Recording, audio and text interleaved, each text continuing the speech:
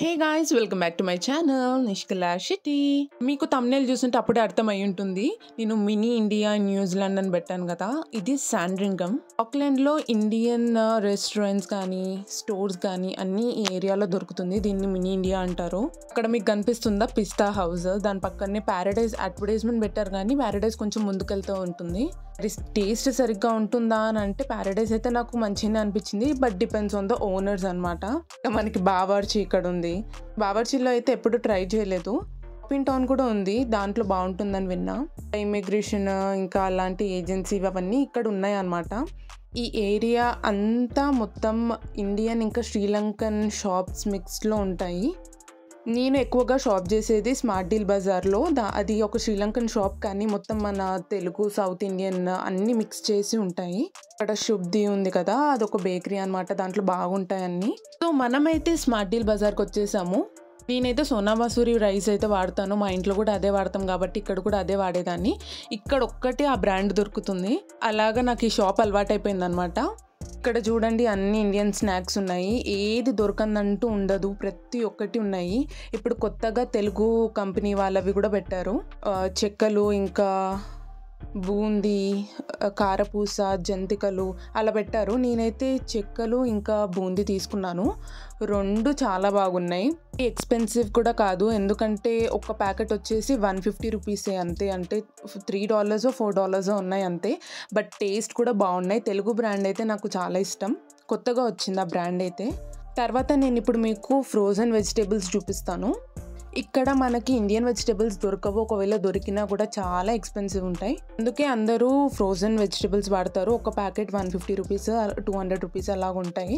ఇక్కడ చూసారా, idli with sambar already made ఉంటుంది ఫ్రోజన్ది, మనం కావాలంటే చేసుకోవచ్చు, బట్ నేను అదైతే ప్రిఫర్ చేయను.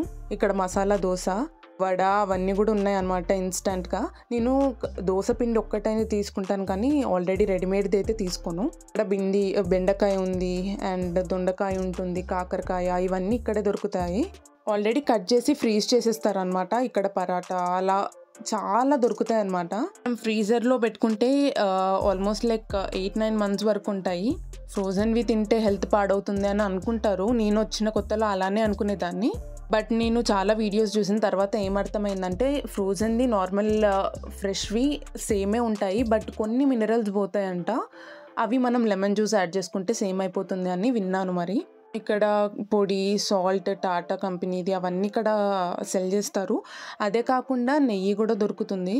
ఇది సన్ఫ్లవర్ ఆయిల్, ఇంకా ఇదేమో మొత్తం నెయ్యిది. గీ అయితే చాలా ఎక్స్పెన్సివ్ ఇక్కడ, ఎందుకో ఏమో, నాకేమో గీ అంటే చాలా ఇష్టం. ఒక్క డబ్బా వచ్చేసి 750 రూపీస్ అలా ఉంటుంది. RKG అయితే 1200+ ఉంటుంది. ఇవన్నీ ఇన్స్టంట్ మిక్స్వి మన ఇండియాలో కూడా దొరుకుతాయి కదా. ఇంకా ప్రియా కంపెనీ పికిల్స్, అబ్బా ప్రియా కంపెనీ అయితే నాకు చాలా ఇష్టం. నేనైతే టమాటో పికిల్ తీసుకున్నాను, మామిడికాయ తీసుకున్నాను, ఇంకా లైమ్ పికిల్ తీసుకున్నాను ఆచి కంపెనీలో. ప్రైస్ కూడా మరీ ఎక్కువ కూడా కాదు, ఒక బాటిల్ 150 to 200 రూపీస్లో ఉన్నాయి. ఇవి వచ్చేసి ఇన్స్టంట్ పోహా, ఇంకా ఉప్మా, పులిహోర అలా ఉన్నాయి. నేనైతే ఫస్ట్ టైం చూసా.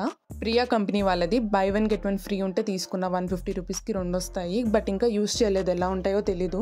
ఇవి కూడా అన్ని ఇన్స్టంట్ మిక్స్, మనము ఇన్స్టంట్గా చేసుకోవచ్చు టైం లేనప్పుడు. దాల్ మఖ్ని, పనీర్ మఖ్ని అన్నీ ఉన్నాయి. ఇక్కడ గోల్గప్పే, మనం పానీపూరి అవన్నీ కూడా ఇక్కడ ఉన్నాయి, మనం జస్ట్ ఫ్రై చేసుకోవడమే. సో మనం బయటకు వచ్చేస్తే ఇది వెంకీస్ కిచెన్ అని మన తెలుగు వాళ్ళదే, బాగుంటుంది. అక్కడ కూడా బజ్జీలు కూడా దొరుకుతాయి. అదొక్కటే కాదు, దాంతోపాటు ఒక 4-5 ఇండియన్ స్టోర్స్ ఉంటాయి అన్నమాట అక్కడే. ఏంటి కెమెరా యాంగిల్ అక్కడిక్కడ తిప్పుతుందని అనుకోకండి, నాకు కొంచెం బయటికి వస్తే కొంచెం షై అనమాట రికార్డ్ చేయడం. నా యూట్యూబ్ ఛానల్ చేసి ఈవెన్ 1.5 year అయినా కూడా నాకు బయట అందరి ముందు రికార్డ్ చేయాలంటే కొంచెం సిగ్గు అవుతుంది అనమాట. ఎవరు లేనప్పుడు మాత్రం ఇలా చూసేస్తాను. ఇంతకుముందు చూపించాను కదా స్మార్ట్ డీల్ బజార్ అని, ఇదే. నేను బస్లో వచ్చాను, ఒక 1/2 hour ఉంది జర్నీ. సో గ్రాసరీ బ్యాగ్ లాగా తెచ్చుకోవచ్చు, ట్రాలీ మనము ఈజీగా అవుతుంది. చాలా హెల్ప్ఫుల్. ఒకవేళ మీరు కార్ లేకుండా పబ్లిక్ ట్రాన్స్పోర్ట్లో వెళ్ళాలి అని అంటే ఇది చాలా హెల్ప్ఫుల్ అవుతుంది. నేను బస్లో వచ్చేసాను అప్పుడే. I hope you guys enjoyed watching my video. Please don't forget to like, share and subscribe to my channel Nishkala Sheti.